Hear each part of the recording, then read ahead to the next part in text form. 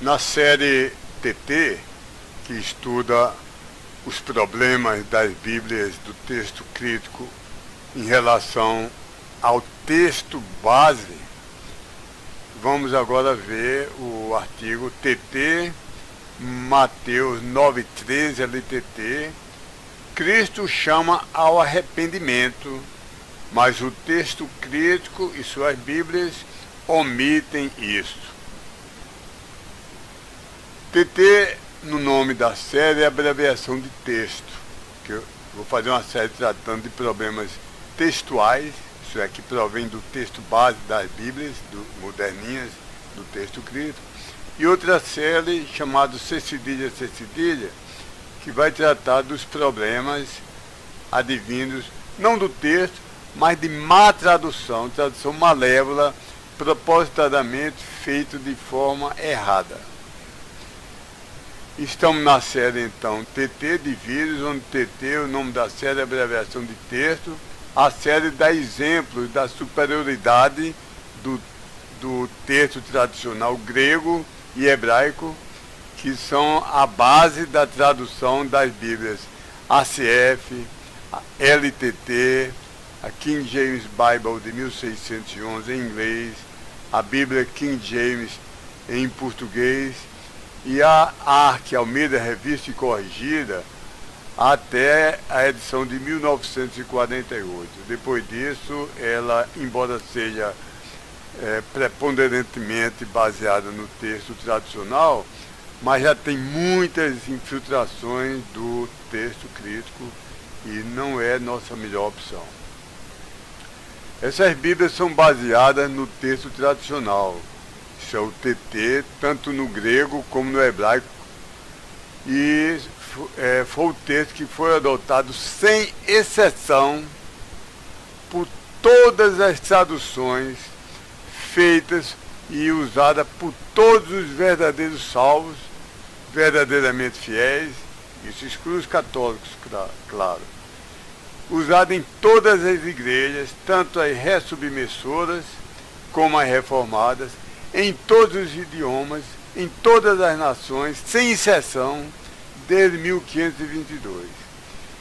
E tais Bíblias, repito, não tinham alternativa, não havia igreja, não havia crente verdadeiro, ressubmissor, reformado, que usasse outro tipo de Bíblia. Nenhum. Durante mais de 350 anos, nós fomos abençoados, houve reavivamento, missões, evangelismo, almas foram ganhas com as Bíblias baseadas no TT, e não havia concorrente baseado no TC, porque ele sequer existia. Essas Bíblias são muito, muito melhores do que as Bíblias moderninhas, baseadas em alguma modalidade do texto crítico, que há dezenas de textos críticos, cada um diferente do outro. Então essas Bíblias moderninhas, um usa o Scott Horst, outro usa Nestlé Aland 1, 2, 3, já está na edição 32, a cada 4, 5 anos lança uma nova para ganhar dinheiro e não termina nunca de modificar. Então as Bíblias modernas são baseadas em algum desses textos críticos e somente começaram a se introduzir entre igrejas ressubmissoras ou batistas e reformadas ou pentecostais recentemente. Se os revolucionados manuscritos, estando sendo descobertos e popularizados recentemente, fossem verdadeiros e aceitáveis, então, se você aceita que Deus tem todo o poder para preservar cada jota e tio, mas propositadamente não preservou e nos deixou com Bíblia às cegas, Bíblias com muito significativa percentagem de erros, ele propositadamente fez isso. Então, ele pareceria ter sido infinitamente mentiroso e mau. Mas se você aceita que Deus não é propositadamente mau, ele sempre quer o melhor para nós. Então, de acordo com as próprias palavras do próprio Deus, que garantiu perfeita preservação, se a Bíblia está errada, e ele não é mal, mas as Bíblias do texto tradicional eram erradas e agora estão sendo corrigidas pelo texto crítico, então Deus teria sido um fracote e falho derrotado, que durante mais de 350 anos quis, mas não teve o poder para preservar a Bíblia perfeita. E agora é a genialidade de homens que o está socorrendo e está restaurando a Bíblia para a pureza que ele, Deus, não lhe pôde preservar. Então, segundo essa teoria, coitadinho de Deus. Então, isso é uma coisa terrível. Se você não aceita que Deus preservou de forma perfeita, incessantemente em uso em cada ano, em cada igreja, nas mãos dos crentes fiéis, depois da imprensa, em 1522, 1523, 1524, 1525 até hoje. Se você não acredita nisso, você ou está dizendo que Deus tem poder, mas foi mal, perverso, e planejou que a Bíblia fosse compuscada, falsificada, e agora ele está restaurando aos poucos. Então, ou você crê que Deus foi terrivelmente mal, ou você crê que ele não foi mal, mas ele foi um fracote. Vieram homens, adulteraram todas as Bíblias usadas por 350 anos, por milhares e milhares e milhares de pastores e igrejas, em todos os países, com todos os idiomas, e Deus não pôde preservar isso. Agora que estão socorrendo ele, então você está chamando Deus de um fracote e derrotado por 350 anos, que está sendo socorrido agora. Veremos agora Mateus 9,13. Entre as Bíblias do TT, dessa vez eu vou usar a LTT, da outra vez vou usar a ACF ou outra Bíblia. Então estou usando a LTT como uma representativa de todas as Bíblias baseadas no texto tradicional. A King James em inglês, a King James em português, a ACF, etc. E vou usar a tradução Novo Mundo dos Testemunhos de Jeová, que em muitos pontos é representativa de todas as Bíblias usadas por batistas, reformados e pentecostais, em cautos, mas que são baseadas no mesmo TC. Então vou usar, dessa vez vou usar a tradução Novo Mundo, outra vez vou usar outra Bíblia. Então vou ler, LTT, Mateus 9,13, na LTT. Havendo vós ido, porém, aprendei vós o que significa misericórdia quero e não sacrifício. Isso é uma citação do Velho Testamento. Porque não vim eu chamar os justos, mas sim chamar os pecadores ao arrependimento. Olha, ao arrependimento, presta atenção. Agora, na tradução Novo Mundo, dos Testemunhos de Jeová, diz: e depois de aprender o que significa misericórdia quero e não sacrifício, pois eu não vim chamar os que são justos, mas os pecadores, ponto final. Está notando a diferença? A Bíblia falsificada, a Bíblia dos Testemunhos de Jeová, a Bíblia do texto crítico, diz que Cristo veio chamar pecadores e pontos. Só diz que veio chamar. Venham todo mundo, venham para mim. Mas a Bíblia perfeita, a Bíblia fiel, diz que Cristo veio chamar não os justos, mas os pecadores ao arrependimento. Deus exige que para irem até Ele, Cristo exige que para ir até Ele, tem que ter uma coisa que, são duas coisas, mas são duas faces da mesma moeda: arrependimento e fé. Não há salvação se não há isso. A do arrependimento é uma doutrina que tem sido mal entendida por uns, pensando que é prática de obra. Não é. Depois, no outro canto, eu posso mostrar que é a firme decisão, a intenção de você se arrepender da meia volta, não querer andar em direção ao inferno, em direção ao pecado, e querer se arrepender de ter ofendido a Deus, e querer agora depositar sua fé e andar em direção a Deus. Não quer dizer que você é perfeito, nem vai ser perfeito aqui na terra, mas você tem essa vontade, você tem esse desejo. Então, se não há essa vontade, esse desejo, essa decisão, mesmo que não seja 100% concretizada no futuro, mas se não há nenhuma vontade de deixar os pecados, nenhuma pesar pelos pecados, nenhum pesar por ter ofendido a Deus, então essa salvação é falsa. Então, na Bíblia perfeita do texto Receptos, diz que Cristo veio chamar pecadores ao arrependimento, e nas falsas diz que ele veio somente chamar os pecadores. Lembre-se que as Bíblias moderninhas nem sempre tem a honestidade que a Tradução Novo Mundo teve.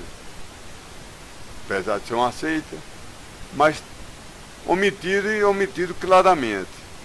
Outras não têm essa honestidade. Coloca, Cristo veio chamar pecadores ao arrependimento, aí tem um sinalzinho, uma nota, um asterisco lá, enfim,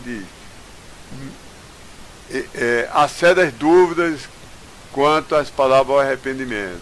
Os melhores manuscritos não têm essa palavra.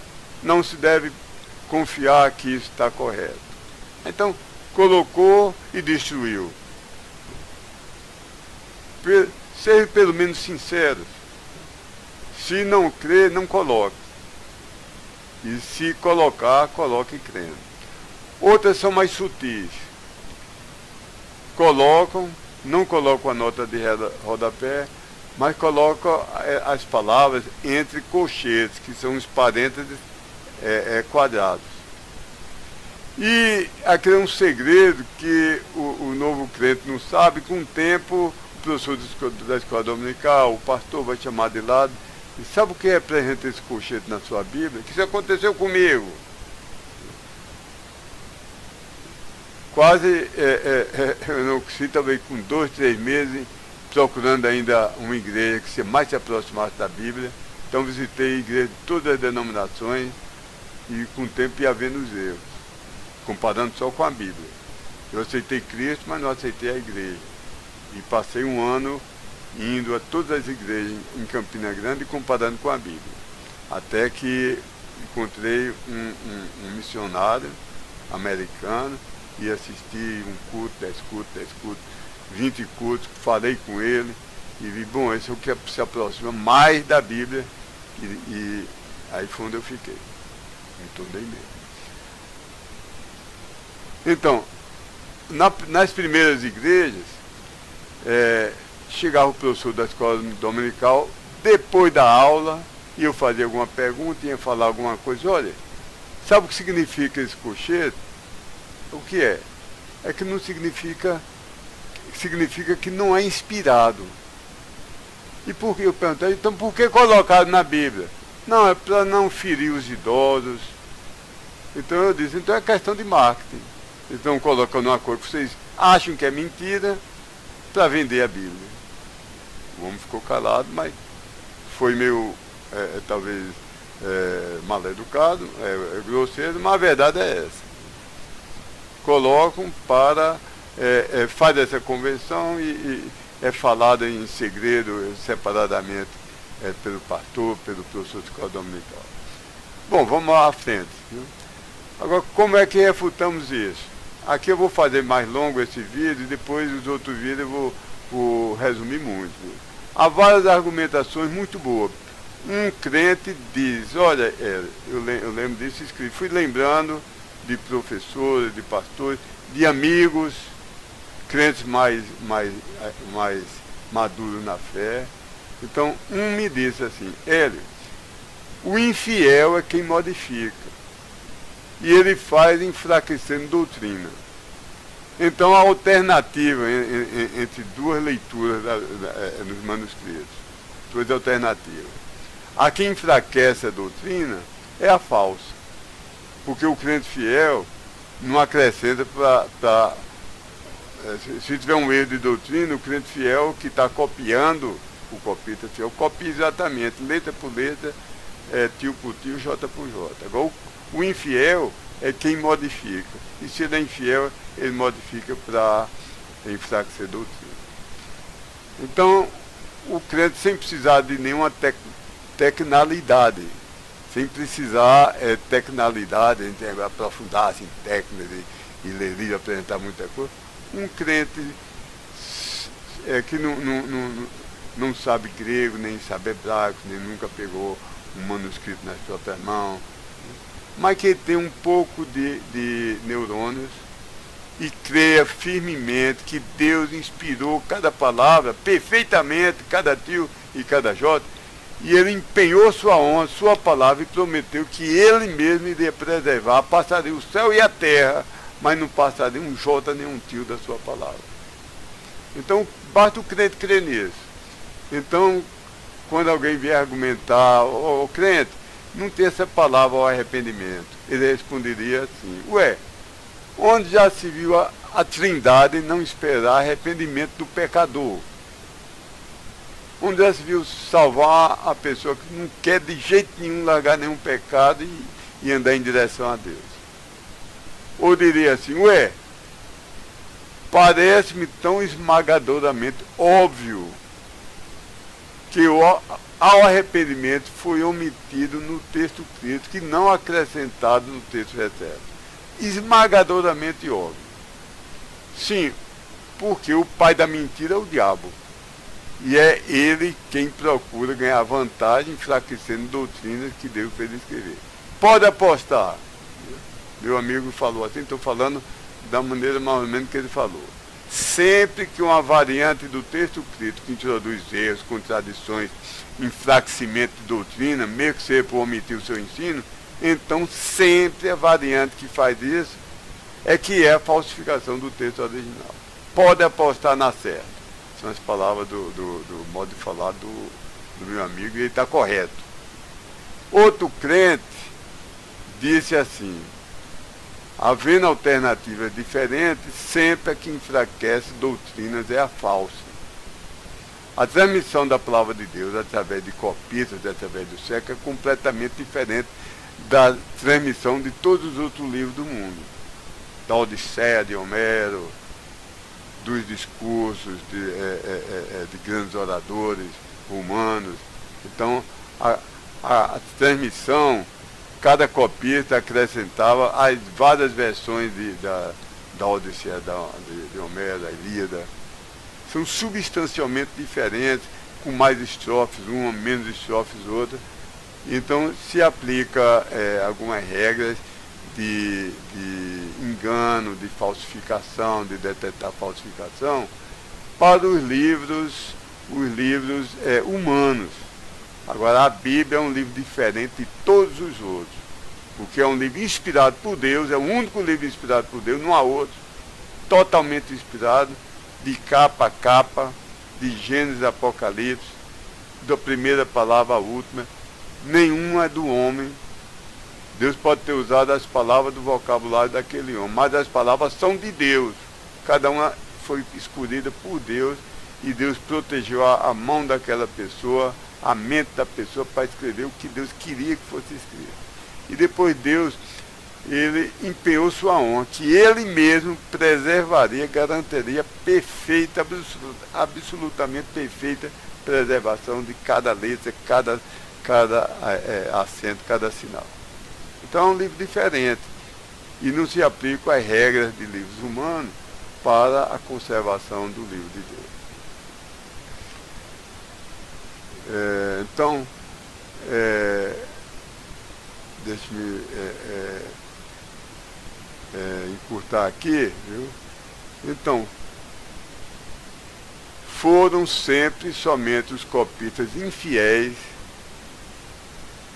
que proposital e maldosamente introduziram omissões, acréscimos e adulterações, principalmente as modificações, introduzindo erros gramaticais ou factuais e contradições, ou o ocultamento, ou enfraquecimento, ou névoas sobre doutrinas ensinadas em toda a Bíblia. Outro crente me disse, eu procurei me lembrar e escrever o que ele disse. Ele disse assim, olha, você ora por um estreito tubo e somente consegue ver um soldado no meio de um pequeno espaço entre dois exércitos em guerra, um atirando seta contra o outro. E você não consegue saber a princípio se aquele soldado que você está vendo ali pertence ao exército da esquerda ou da direita. Mas quando ele atira uma flecha em uma dessas duas direções, imediatamente você saberá que exército ele pertence, não é? Se aquele homem atira para a esquerda, ele é do exército da direita. Está procurando atacar o exército da esquerda e vice-versa. Semelhantemente, alguém infiel a Deus fez uma modificação na escritura, um copista, e atirou uma flecha contra Deus e sua palavra. Uma vez que ele é um soldado infiel a Deus, tal modificação visou introduzir erros, sejam gramaticais, ou factuais, ou contradições, ou ocultamento de doutrina, ou enfraquecimento de doutrina, ou enevoamento sobre doutrina, colocando em confusão doutrinas ensinadas em toda a palavra de Deus. Portanto, identificamos que o autor da falsidade foi o soldado infiel a Deus e seu repulsivo ataque a Deus foi omitir a palavra ao arrependimento aqui nesse versículo. Eu diria o seguinte, estou colecionando aqui várias maneiras de, sem precisar saber grego e ler nenhum comentário, mas você sozinho, você e sua Bíblia e Deus, se orando e pedindo que Deus esclareça, tem essa palavra ao arrependimento ou não tem? Eu digo essas palavras. O decisivo é que o cânon das exatas palavras da Bíblia foi há muito fechado. Deixe-no em paz, não mexa no cânon. Até um médico, ele opera algumas horas um paciente e costura e não fica mais mexendo. Então o cânon foi formado na época da Reforma, do século XVI e XVII, e está encerrado, está fechado. Não é uma caixa aberta para ficar incessantemente. Um médico não fica 30 dias operando o peito aberto de uma pessoa, tirando órgãos, colocando de novo, tirando, colocando de novo, perguntando aos colegas, o que é que você acha que eu devo tirar mais? O que é que eu boto? Tudo tem um começo, um meio e um fim. A canonização dos livros foi feita nos primeiros séculos. O Espírito Santo dirigiu a pessoa desde o início saber quando um livro era inspirado e quando não era. Uma carta de Paulo à igreja de Éfeso era tida imediatamente como inspirada. Já se fosse um bilhete dele para um alfaiate, pedindo para ele fazer uma roupa, que não era tido como inspirado. Então, desde o início se sabia, e depois os pastores, num congresso mundial, eles ratificaram que Deus, o que já era usado desde os primeiros séculos, aliás, desde os primeiros anos, depois da morte de Cristo, o que já era consenso, foi ratificado, oficializado, e foi o cânon de quais os livros fazem parte da Bíblia, foi encerrado logo nos primeiros séculos. Agora, o cânon de quais as palavras foi estabelecido a partir do trabalho de Erasmo. Erasmo fez 5 edições, cada vez aperfeiçoando, tendo vez de tipografia, aperfeiçoando mais. Depois Beza fez outras correções, depois Stefanos fez outra, e outros que não são muito conhecidos, mas houve pelo menos 15 pessoas, umas 15 pessoas que levaram a vida juntando, comparando, juntando os manuscritos e chegando a uma conclusão, e isso está encerrado. Então o decisivo é o seguinte: como esse texto já foi definido por Deus e foi usado por 350 anos, de 1522, a primeira tradução fora de Lutero, Aliás, o primeiro texto recepto, a primeira edição de Erasmo, foi em 1516. Até 1881, faça as contas, dá mais de 350 anos. Nenhuma igreja no mundo imaginou usar uma coisa diferente do texto recepto. Então, Deus não falhou em preservar isso durante 350 anos, para agora alguém dizer, Deus falhou, vamos corrigir. Então isso para mim é o argumento definitivo.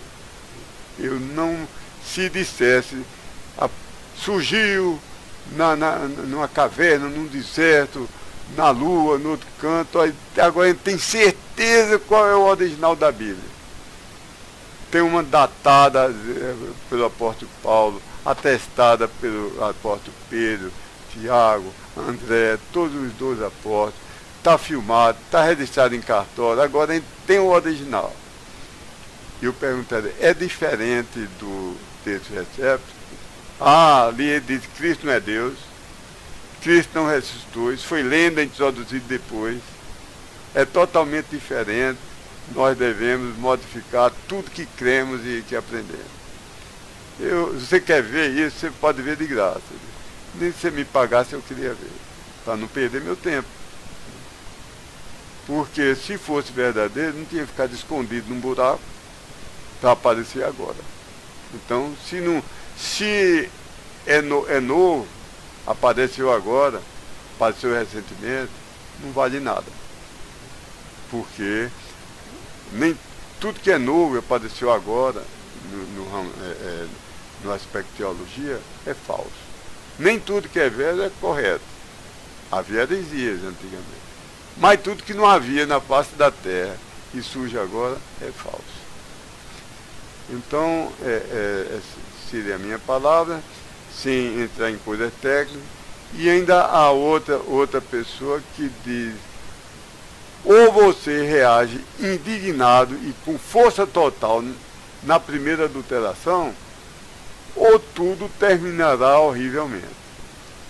Então, uma pessoa me disse, quando ele era menino, um idoso senhor lhe disse o seguinte, vou ler aqui, lhe disse o seguinte, muitas décadas atrás, um pequeno agricultor teve um mau ano e conseguiu apenas o estritamente necessário para o sustento dele e da sua grande família durante a estação seca. Um dia, entrou em sua casa um homem fortão com uma grande faca na mão, sem dizer nada, tirou um total de somente meio quilo do seu estoque de comida, fez um respeitoso afago no cabelo de uma sua filha e foi embora. O agricultor ficou tão perplexo com aquilo que ficou paralisado, entalado de surpresa, e nada fez nem disse. Mas quando ele se recobrou, disse à mulher, meu quilo de comida é tão pouco, não vale a pena brigar, vai fazer um pouco de falta a gente, mas não vale a pena brigar e talvez morrer por alguma coisa tão pouca como 500 gramas de comida. E certamente isso só aconteceu uma vez. No dia seguinte, o cara armado voltou e levou 2 quilos.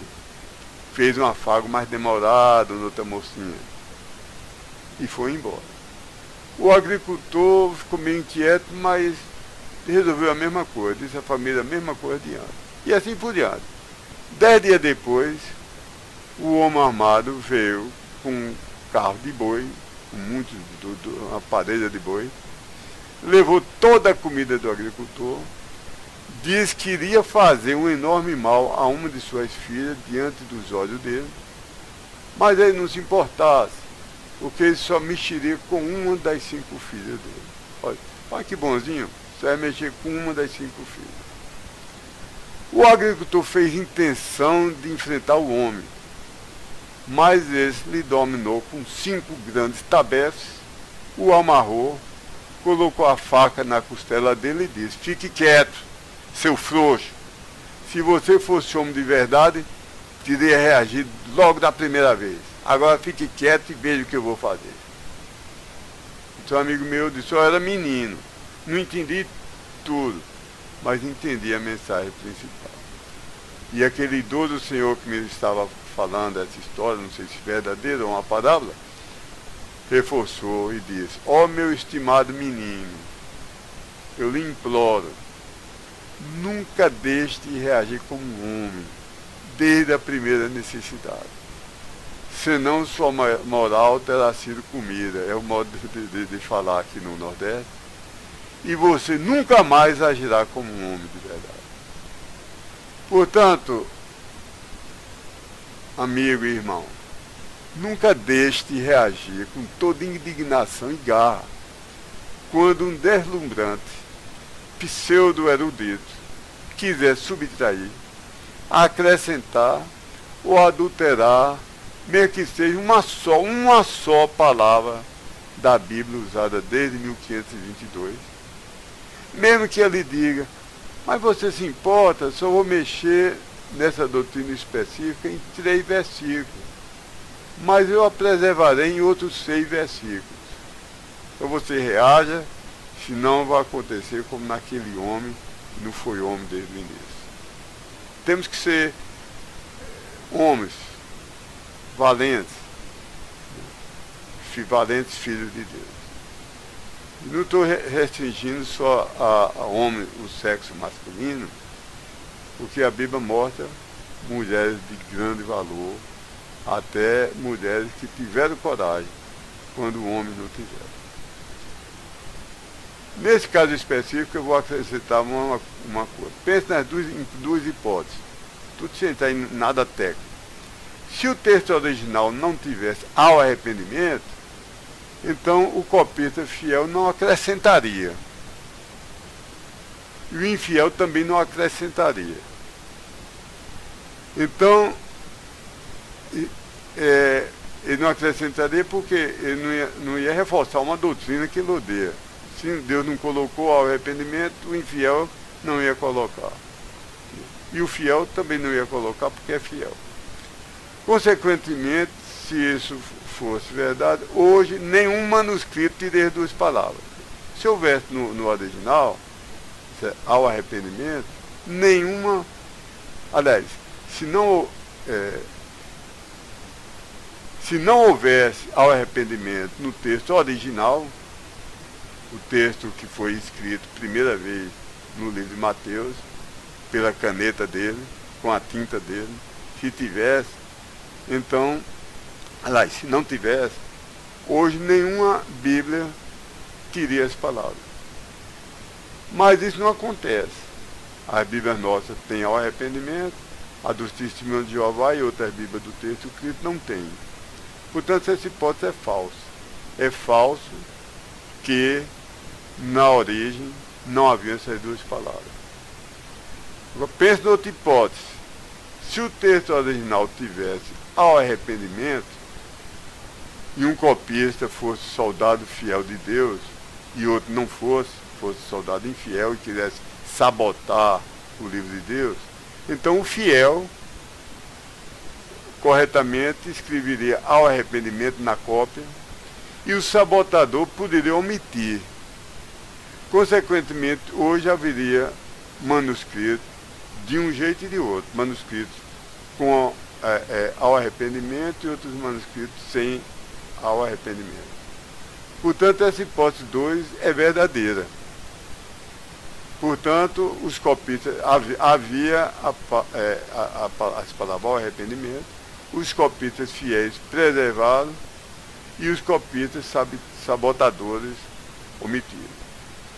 Arrependimento é indispensável à salvação.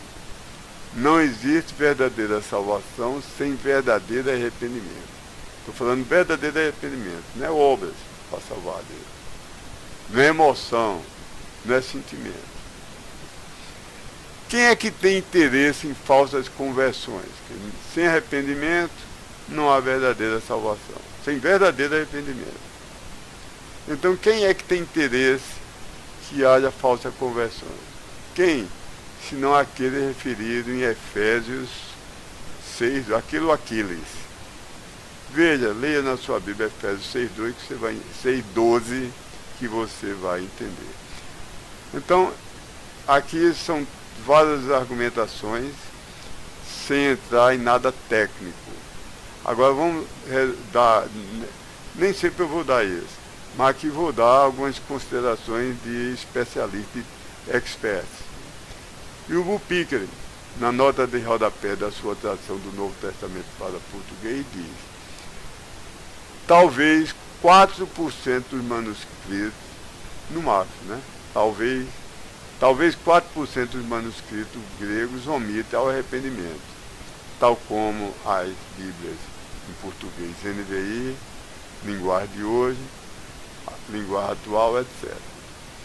Estou falando de Pickering. Também a partir das notas do seu Novo Testamento grego, Hélio faça o seguinte resumo. Estou resumindo do Novo Testamento em inglês, do pastor Pickering. Abre aspas, ele diz: tem ao arrependimento manuscrito da família F35, que eu acho que são em torno de 100. Manuscrito C e os manuscritos Textos Receptos. Manuscrito Textos Receptos, eu acho que são em torno de 2.000 que contém o livro de Mateus completo. São cerca de 5.500 manuscritos do Texto Recepto, mas no mínimo 2.000 tem o livro de Mateus completo. Porque outros têm só as epístolas, outros têm só Apocalipse. Nem sempre as Bíblias sobreviveram completas. Há manuscritos que são só de um capítulo, porque o resto foi destruído pelo fogo, por água e inundação. E continuando as palavras de Pickering, então, eu fazendo a soma do que ele diz, eu acho que não tem a palavra ao arrependimento em torno de 2.100 manuscritos. 2.100 manuscritos. Pickering diz: omite ao arrependimento os manuscritos Aleph, B, que é o Vaticanos, o Aleph é os sinaíticos. O manuscrito D, o manuscrito N e o manuscrito W, num total de 5 manuscritos. Mas, como Aleph e Beta são alexandrinos, e Alexandria foi a igreja mais herética e apóstata de todos os tempos, então, para mim não vale nada, eu risco todo manuscrito alexandrino, que são 9, completos, e mais uns 4 incompletos, pedacinho da Bíblia. Mas esses manuscritos alexandrinos valem 0, nada, nil, nada vale. Então, subtraindo, temos 3 manuscritos válidos que contêm a omissão. Veja a diferença. 2.100 manuscritos tem a palavra que Cristo veio chamar pecadores ao arrependimento. 3 manuscritos válidos não tem. Não precisa dizer mais nada. Will Pickering também, na 5ª edição do seu livro The Identity of the New Testament Text, isso é, a identidade do texto do Novo Testamento, no capítulo 5, ele diz que ao arrependimento, essas 2 palavras, é sustentado, ou apoiado, ou atestado por Barnabé, por Justino M., por Irineu, por Orígenes, por Eusébio, por Hilário, etc. Então, 6 pais chamados pais da igreja contém essa expressão ao arrependimento. A evidência citada nas notas foi tomada do livro de Burgon, o texto tradicional. Então, irmão, Deus abençoe. Para você crer que Deus preservou a Bíblia do jeito que está nas Bíblias do TP. Deus chamou pecadores ao arrependimento. Rejeita as Bíblias que não têm essa expressão. Deus abençoe.